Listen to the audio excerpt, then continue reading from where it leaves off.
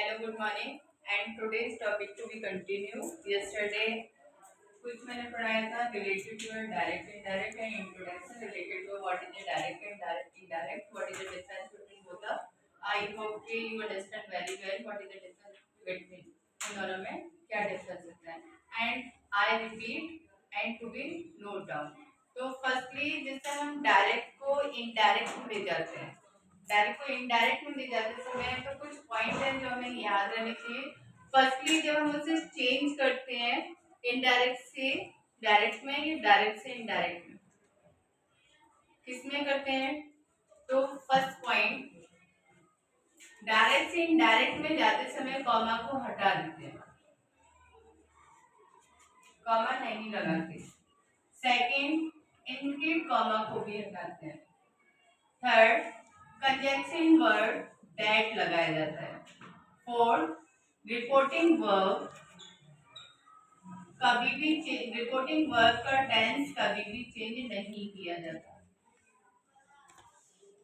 Reporting verb का tense नहीं change किया जाता तो किसका किया जाता है, रिपोर्टिंग स्पीच का किया जाता है. इन्वर्टेड कॉमा को हटाने के बाद हम दैट लगाते हैं और जो कॉमा होते हैं इन्वर्टेड कॉमा हटा दिए जाते हैं. आई थिंक ये चीजें समझ में आ गई होगी.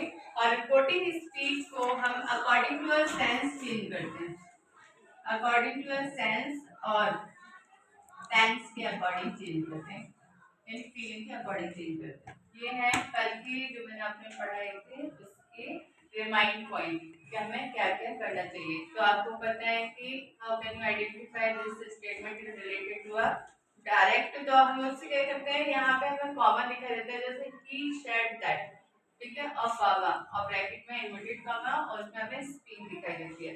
तो ये दोनों पॉइंट है. उसके बाद हम इन दोनों को हटाने के बाद वहां पे कंजंक्शन वर्ड दैट ऐड करते हैं, ठीक है. रिपोर्टिंग वर्ब जो हमारे he said that before comma जो लगा होता है उसका वर्ब यानी टेंस कभी भी चेंज नहीं किया जाता. किसको चेंज करते हैं, रिपोर्टिंग स्पीच को जो हमें ब्रैकेट में स्पीच दी जाती है उसको चेंज किया जाता है. क्लियर.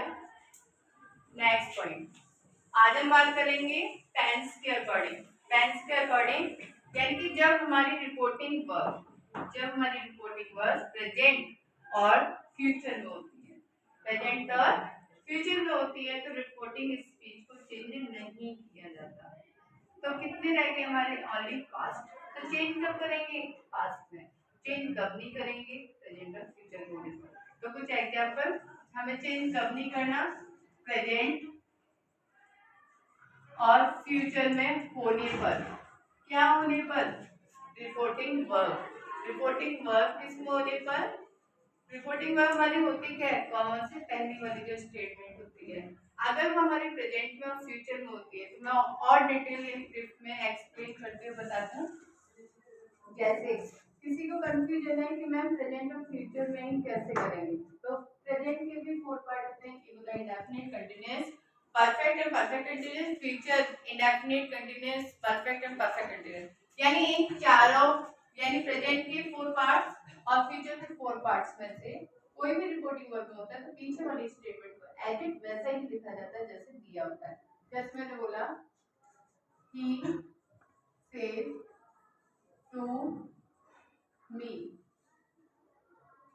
यहाँ पे क्या है, वर्ब की फर्स्ट फॉर्म. वर्ब की फर्स्ट फॉर्म में एस और ईएस कब लगता है, प्रेजेंट टेंस में लगता है. प्रेजेंट के किस में लगता है, इंडेफिनिट में लगता है यानी सिंपल टेंस में लगता है. ये क्या है, हमारा रिपोर्टिंग वर्ब है. और मैंने क्या कहा आपसे, रिपोर्टिंग वर्ब किस में हो, प्रेजेंट में और फ्यूचर में. तो क्या चेंज नहीं करेगी, रिपोर्टिंग स्पीच में कोई भी चेंजिंग नहीं होगी. कोई चेंज नहीं होगी तो उसमें क्या लिखेंगे, जिसमें मैंने लिखा फादर इज नॉट हियर या father is not at home. Father is not at home. I think आपको ये दोनों में डिफरेंस समझ में आ गया. ये रिपोर्टिंग वर्ब है, ये रिपोर्टिंग स्पीच है.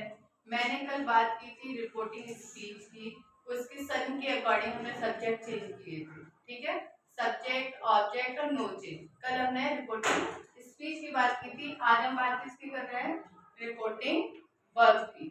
रिपोर्टिंग वर्ब कब चेंज नहीं होता, जब ये प्रेजेंट और फ्यूचर में होता है.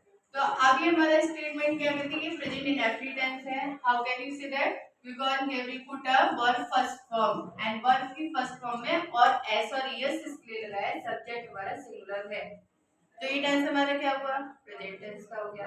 प्रेजेंट टेंस का इसे बनाएंगे कैसे कि कल मैंने आपको बताया था कि ऑब्जेक्ट दिया होगा तो आप से को चेंज करेंगे, से को चेंज करेंगे।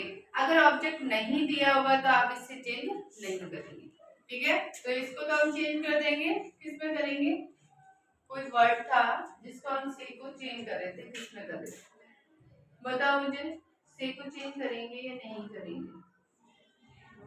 अगर यहाँ पे 2 लिखा हुआ है तो हम इसे 10 में चेंज कर देंगे, 10 में चेंज करेंगे नहीं। अगर यहाँ पे मैंने लिख दिया यू और यहाँ पे मैंने कर दिया से, तो ये सही है गलत है, right, because number is plural और नंबर के अकॉर्डिंग ये बताया जाता है, वर्ब की फर्स्ट फॉर्म में एस और यस नहीं लगाया जाता, ठीक है। तो ये प्रेजेंट इंडेफिनिट टेंस हुआ, तब इसे चेंज करते समय आप एज इट वैसे ही लिखेंगे, से को क्या करेंगे, ठीक है, क्लियर। क्यों, क्योंकि यहाँ पे ऑब्जेक्ट लिखा हुआ है, क्योंकि यहाँ पर ऑब्जेक्ट लिखा हुआ है इसलिए मैंने इसे चेंज किया। बट इस कॉमा को हटा के हम क्या पुट करेंगे, दैट, और ये एज इट ऐसा ही आएगा, इसमें कोई भी चेंजिंग नहीं होगी। Father is not at home, clear. अगर यही सेंटेंस मेरा कहता यू आर सेइंग, ये तो इंडेफिनिट का एग्जांपल हुआ, अगर यहाँ पे लिखा था यू आर सेइंग या he saying, he is saying, this sentence is a present continuous, फिर भी इसको चेंज नहीं किया जाएगा, पीछे वाला पोर्शन ऐसा ही रहेगा। मेन प्रेजेंट इंडेफिनिट हो गया, प्रेजेंट कंटीन्यूअस हो गया। अगर इसी सेंटेंस की अब मैं इसे क्या लिखूंगी, यहाँ पे मैं ऐसे ही सेम राइट डाउन करूंगी, ही इज सेइंग, कोई चेंजिंग हुई यहाँ पर नहीं हुई, क्योंकि रिपोर्टिंग वर्ब किसमें है, प्रेजेंट में। अगर मैं यहाँ पे लिखती हूँ हैज सेड, हैज सेड, तो इसे आप आइडेंटिफाई कर रहे हैं परफेक्ट टेंस है। यानी यहाँ पे क्या लिखा है, सब्जेक्ट लिखा है प्लस हैज और हैव, और ये है हमारी वर्ब की थर्ड फॉर्म, जिससे हमें पता चलता है कि हमारा कौन सा टेंस है, प्रेजेंट का परफेक्ट है। इसलिए हम इसे कॉपी करके ऐसे सेंटेंस लिखेंगे, इसमें भी कोई चेंजिंग नहीं होगी। बात समझ में आ गई, प्रेजेंट इंडेफिनिट, प्रेजेंट कंटीन्यूअस और परफेक्ट टेंस। उसके बाद यदि यहाँ पे लिखा होता है he had been saying, तो हम इसे चेंज करते समय भी नो चेंज करेंगे, जस्ट वैसा ही कॉपी कर देंगे। हम क्या लिखेंगे, has been saying और दैट लगा के उसको ऐसे लिखेंगे। यानी हमारे पूरे पोर्शन हो गए प्रेजेंट के। प्रेजेंट में हमारा इंडेफिनिट हमने कैसे पहचाना था, ये और डीपली कैसे, इंडेफिनिट का प्रेजेंट इंडेफिनिट कहता है कि when you find in a sentence subject in a verb first form, तो this sentence is a present indefinite tense, and last में ऑब्जेक्ट या कॉम्प्लीमेंट कुछ भी ऐड हो, like he says to me। अगर ऑब्जेक्ट दिया है तो कोई बात नहीं है, नहीं दिया तो भी कोई बात नहीं है। अगर कंटिन्यूअस की बात करते हैं तो आप कैसे पहचानेंगे, subject plus is are am plus verb की फर्स्ट फॉर्म में आईएनजी लिखा हुआ तो आप समझ जाएंगे ये कंटिन्यूअस टेंस है। तब भी आप क्या नहीं करेंगे, चेंज नहीं करेंगे। कैसे, ही इज सेइंग या यू आर सेइंग या वी आर सेइंग, अगर ये आपके सेंटेंस में लिखा होगा तब भी आप चेंज नहीं करेंगे। अगर परफेक्ट को आप आइडेंटिफाई करेंगे तो परफेक्ट को कैसे करेंगे, परफेक्ट कहता है सब्जेक्ट प्लस हैज और हैव, हैज और हैव से आप आइडेंटिफाई करेंगे ये टेंस प्रेजेंट का परफेक्ट है, क्योंकि हैज और हैव ओनली प्रेजेंट में ही पुट किया जाता है अब आपकी थर्ड फॉर्म। तो ऐसे आइडेंटिफाई करते समय आप लिखेंगे वी हैव रेड। तो आपको पता चला ये परफेक्ट टेंस है। इसे देखते ही आप कहेंगे इस सेंटेंस में कोई चेंजिंग नहीं करनी है। अगर आपके सेंटेंस में सब्जेक्ट प्लस हैज और हैज के साथ बीन लगा हुआ है और फिर वर्ब की फर्स्ट फॉर्म में आईएनजी लगा हुआ है, तब भी आप पहचानेंगे ये सेंटेंस हमारा क्या है, प्रेजेंट परफेक्ट कंटीन्यूअस है, इसलिए इसको चेंज नहीं किया जाता। आई थिंक आपको ये प्रेजेंट के पार्ट क्लियर समझ में आ गए होंगे। अब प्रेजेंट क्लियर, अब बात करेंगे फ्यूचर में किस तरीके से हमारे सेंटेंस में दिया होगा।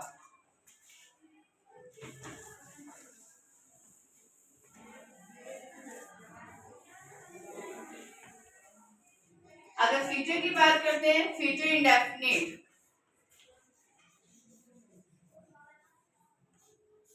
फ्यूचर इंडेफिनिट को हम सिंपल टेंस भी बोलते हैं।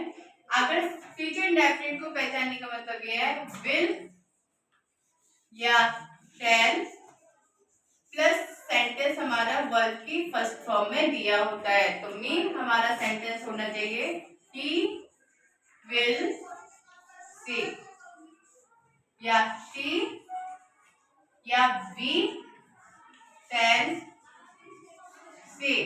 तो आई थिंक आप इसे इजीली पहचान सकते हैं क्योंकि यहाँ पे विल और शैल लगा हुआ है और फ्यूचर में ओवरऑल जितना भी आप टेंस करेंगे उसमें विल और शैल आएगा ही आएगा। अब ये सेंटेंस यदि आएगा तो हम इसे चेंज नहीं करेंगे। अगर कंटिन्यूअस की बात करें, सेकंड पॉइंट कंटिन्यूअस में, तो उसे कैसे आइडेंटिफाई करेंगे, प्रेजेंट फ्यूचर कंटिन्यूअस है तो आप करेंगे subject plus will shall plus v plus verb की फर्स्ट फॉर्म में यदि आईएनजी आएगा तो भी आप सेंटेंस चेंज नहीं करेंगे। नेक्स्ट, अगर यही पॉइंट हमारा परफेक्ट की बात करेंगे, कौन सा परफेक्ट, फ्यूचर परफेक्ट, क्योंकि प्रेजेंट परफेक्ट की बात हो चुकी है। तो यहाँ पे परफेक्ट में आने का मतलब है सब्जेक्ट प्लस विल हैव या शैल हैव के साथ सेंटेंस होगा। प्लस आपको पता है जहाँ पे हैव आएगा वहां पे तीनों में सिमिलरिटी होती है, in present, in past and future हमेशा परफेक्ट का मतलब था डन और डन की फॉर्म हमेशा वर्ब की थर्ड फॉर्म में आती है। तो यहाँ पे हमारा सेंटेंस थर्ड फॉर्म में ही आएगा। लास्ट वन ये होगा हमारा परफेक्ट कंटीन्यूअस और परफेक्ट कंटीन्यूअस को पहचानते समय आप क्या करेंगे, subject plus will have be या शैल हैव बी। अगर ये आएंगे तो भी चलेगा। अब एक एक एग्जांपल कर देंगे जिससे आपको क्लियर समझ में आए कि मेरा कहने का मतलब क्या है।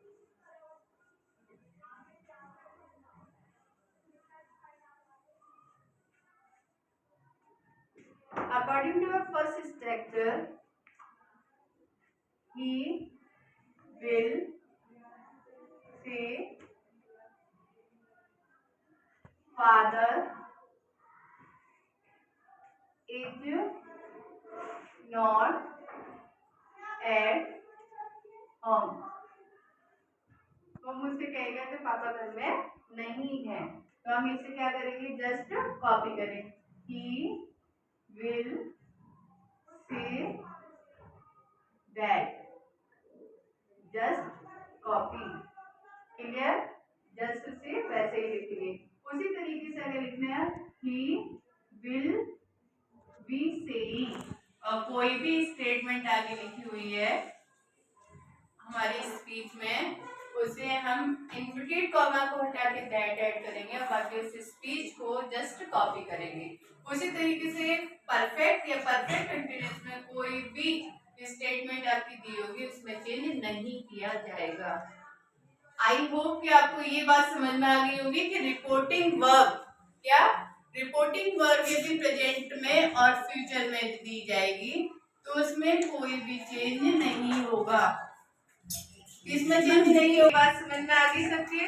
अगर मैंने यहाँ पे लिखा he will said verb is versus, उसने क्या कहा he will said verb is versus, तो will he will have said।